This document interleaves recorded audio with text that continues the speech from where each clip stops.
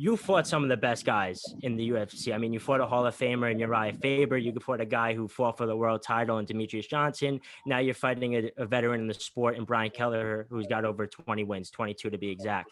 I just want to get your thoughts.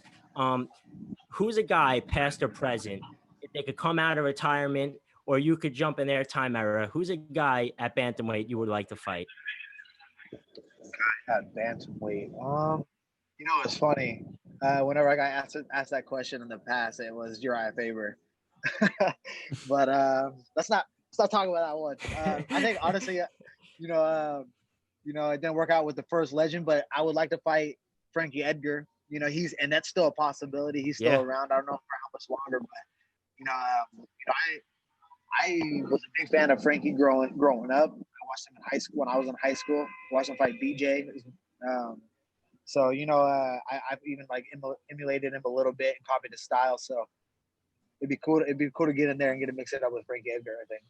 His fights against Gray Maynard were some of the greatest fights I've ever seen, man. The amount of times he came back, I mean, unbelievable.